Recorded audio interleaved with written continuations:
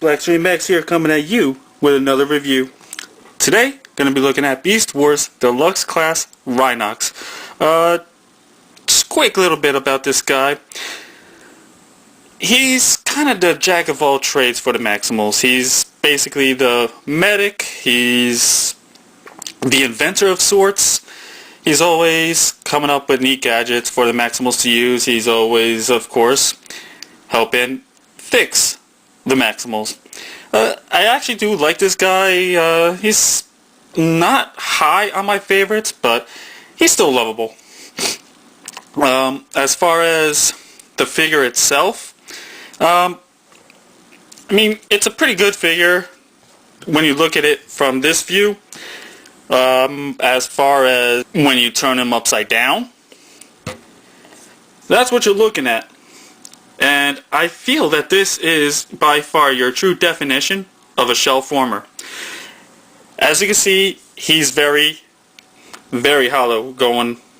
Yeah, he just looks like an animal that has been draped over a robot. But I mean, it's still a good figure for the beast mode. The robot mode, it's kind of iffy. Just not too crazy about the robot mode at all, but I mean, I still like the figure. This is actually one of the first figures I've ever had, so it's brings back memories. I'm sure it's going to bring back memories for a lot of you guys.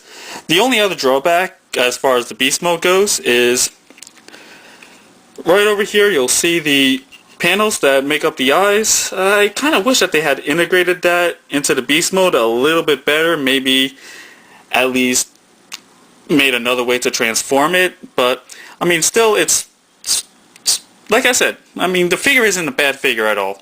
I'm not trying to knock the figure. I'm not trying to bring down the quality of the figure. Keeping in mind, these figures were made back in 95, 96-ish. So like I said, I'm not trying to knock the figure. It's still a pretty good figure for what it's worth. Like I said, he is a deluxe. He's not bad for his size. But anyway, getting on to the transformation of this guy. Pretty simple transformation. Pretty simple. Like I've said, the Beast Wars, they had pretty simple transformations. There was, as far as I can remember, not that quite of a complicated figure to transform. But still, like I said, pretty simple. Anyway, on to the transformation of the guy. First things first, going to want to take the back piece, and we're just going to basically split that in half. Now, before you do that, you're going to see this one little sliver of plastic. Well, that's going to create a sword. That little tail piece, yeah. That one bit right there, it's going to be one of his weapons. So kind of be careful when you open it up just so that you don't have it flying all over the place. So going to start off by just splitting the back piece like that. And like I said, here's the sword. Come out. Alright, there you go. No, just not a bad sword.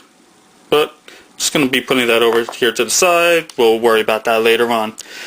And then we're just going to keep on opening up the back and just fold it down this way. You're going to actually see, once you do that, we have a saw blade type looking thing. We're going to pull that out. That's actually going to be a piece of his Gatling gun. So just going to pull that out. It's in there pretty tight.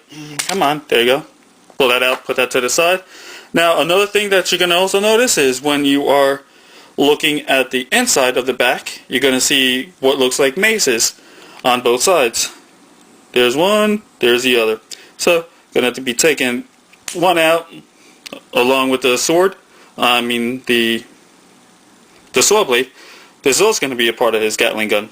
Put that to the side. Take out the other one. Same thing. It's also going to be a part of his Gatling gun. Kind of feel like I'm doing a combiner weapon here. From like a Devastator or something, taking a whole bunch of different weapons and combining them into a bigger weapon. But anyway, gonna just bring down the, fold down the leg, spin it around, spin the other one around, and then right over here you're going to have these pieces, these black pieces right here. Just fold them down. Fold them down. Now they fold down pretty easily. You don't need to get too crazy getting your fingernail in there. It's easy to fold down. Then over here on the middle toe for the rhino foot, just going to take that and fold it up. Just going to fold it up like that. And then just going to do the same with the other one. Just going to fold it up. And that makes his heel spur. So basically we're getting down to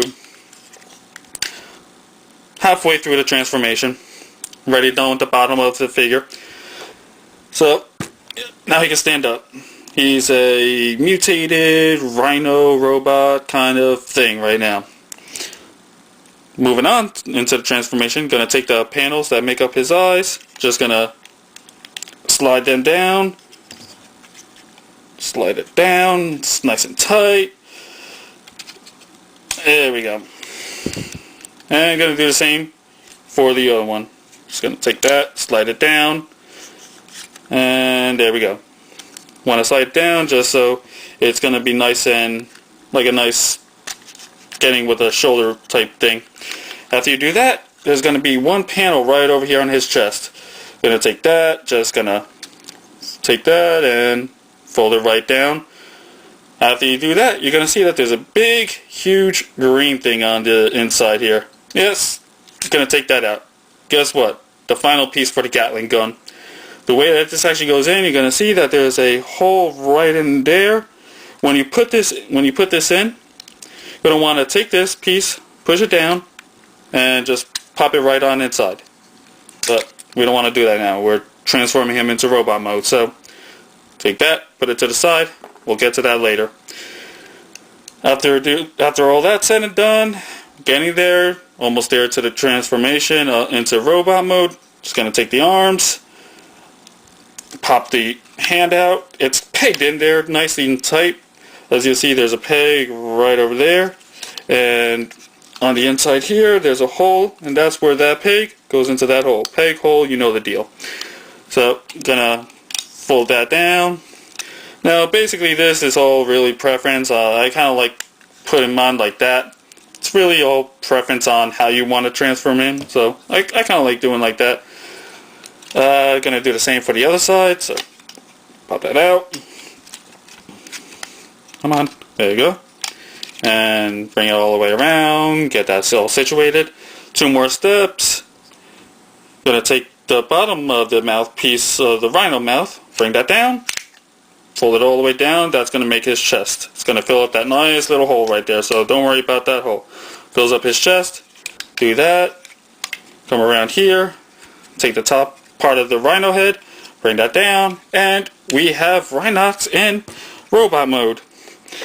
Now, you're going to see that there's quite a few things going on with Rhinox. First of all, if you remember in the show, the bottom panels right here, they never really looked like that. They were more together with the robot mode. So that's one thing that I'm not too crazy about with the figure. As far as everything else goes, well, it's just a giant mess of rhino parts. That's the best thing I could say to describe it. It's a giant mess of rhino parts. Like I said, it's a typical shell former. You're just unattaching everything and putting it somewhere else. That's basically what it is. Another thing I'm not too crazy about is with this wave of the figures that came out, they all had mutant heads. Why? I don't know. I think it probably has to do somewhere in the lines of, I believe there was comics that had the mutant heads, but they just never progressed right into the show itself. So I think that's the background. Don't quote me on this. I could be wrong. Anyway, to make his head look a little bit better, you're gonna see it splits in half right there. Don't really know if you can see it, but it kind of splits in half. You got the hinges right here on the side, so just gonna open that up, fold that back, open the other one, Now sometimes these bits will get in the way, so you just got to move it out of the way and it'll be fine. And just fold that back, and you have his head. It's alright looking head. I mean, the head sculpt, it could be a little bit better, could have a few more paint applications. I mean, it looks mostly all green. I believe Rhinox had a whole bunch of like silver going on in, I think, especially through the crest of his head. But like I said, for its time, it's not a bad figure. I really can't complain as much, but I mean, here you have him in robot mode. Do a 360. Looks better from the front, but when you go around to the back, you see it's a giant mess of, like I said before, rhino parts. So yeah, we're not going to keep him looking like that. We're just going to turn him around. We're going to keep him like that. Alright, getting onto his weapons. I promise you I'll get to this. So, onto his weapons. You have his sword. Not a bad sword. I don't really recall seeing the sword being used that much in the show. He might have used it a few times, but he was mainly using his Gatling gun. So we're just going to take this, move it over to the side. Not going to put that in there yet. Now, remember all those pieces that we had before? All these guys? Yeah. I'm just going to show you how to combine them.